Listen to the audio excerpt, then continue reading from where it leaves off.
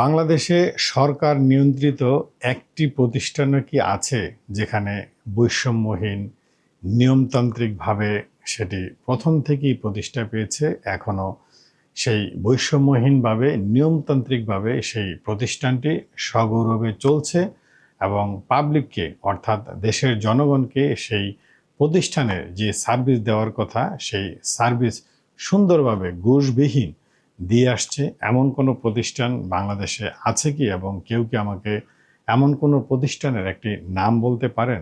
প্রত্যেকটি সেক্টরেই সেই বিশৃঙ্খল, প্রত্যেকটি সেক্টরেই নানান সময়ে নানান দাবি দেওয়া নিয়ে তারা আন্দোলন করে। প্রত্যেকটি সেক্টরেই সেই টপ বস থেকে পিয়ন পর্যন্ত নানান উৎকণ্ঠার মধ্যে থাকে এবং সেখানে নানান দলে বিভক্ত আছে, নানান মতভেদে প্রায়ই বিভিন্ন প্রতিষ্ঠানে হর হামেশাই নানান ব্যাপারে আন্দোলন হতে দেখা যায় এবং বাকবিতণ্ডা হতে দেখা যায়। তো এমন পরিস্থিতিতে বলছি বাংলাদেশের সরকারি এবং বেসরকারি শিক্ষা প্রতিষ্ঠানের কথা। ধরুন, বাংলাদেশের শিক্ষা ব্যবস্থা কি সরকারের নিয়ন্ত্রণে আছে? কোনোভাবেই বলা যাবে না যে হ্যাঁ, সরকারের নিয়ন্ত্রণে আছে। আমি চাইলে আগামীকালকে একটি নিজের মতো করে একটি শিক্ষা প্রতিষ্ঠান গড়ে তুলতে পারবো এবং নিজের মতো করে শিক্ষক নিয়োগ দিয়ে সেখানে শিক্ষা দান অথবা পাঠদান শুরু করতে পারবো।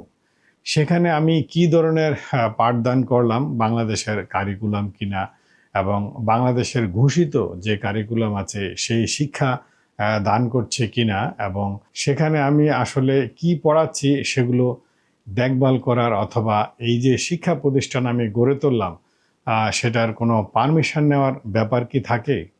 আমি তো চাইলেই করতে পারছি। তাহলে এই যে একটি শিক্ষা প্রতিষ্ঠানের মতো গুরুত্বপূর্ণ প্রতিষ্ঠান যে কেউ চাইলেই গড়ে তুলতে পারে এবং সেখানে শিক্ষাদান কার্যক্রম চালু করতে পারে, এটি একটি জাতির জন্য কত বড় দুর্ভাগ্যজনক এবং জাতির জন্য কতটা মারাত্মক বিপজ্জনক, সেটা কি কখনো আমরা সরকারি অথবা বেসরকারি পক্ষে যারা সাধারণ নাগরিক আছি তারা কি কখনো চিন্তা করছি?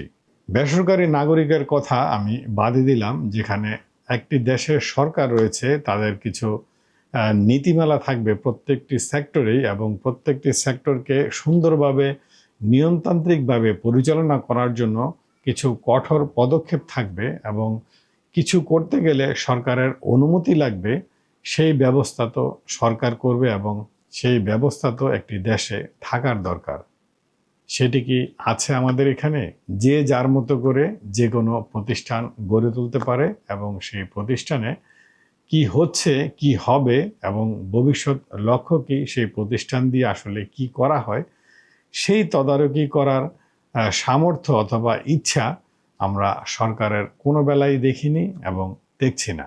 ফলে এই বিগত বছরগুলো থেকে শুরু করে বর্তমানে তো সেই আন্দোলনের পরিমাণ আরও বেড়ে গেছে। নানান সেক্টর থেকে তারা নানান দাবি দেওয়া নিয়ে এই 5ই আগস্টের ছাত্র জনতার গণ অভ্যুত্থানের পরে ঝাঁকে ঝাঁকে আন্দোলন করতে নামছে। প্রতিদিনই প্রায় ঢাকা শহরের নানান রাস্তায় আন্দোলনে নেমে যাচ্ছে নানান দাবি দেওয়া নিয়ে। তো এই যে নানান দাবি দেওয়া নিয়ে নানান প্রতিষ্ঠান থেকে রাস্তায় নেমে পড়ছে, এগুলো কিন্তু মূলত অনিয়মতান্ত্রিকভাবে চলার খেসারত এবং অনিয়ন্ত্রিতভাবে এই প্রতিষ্ঠানগুলো চলার খেসারতই হচ্ছে এই আন্দোলন। এই আন্দোলনের ভুক্তভোগী আসলে সাধারণ জনগণ এবং সাধারণ জনগণই সেই আন্দোলনের কষ্টের ফল ভোগ করছে।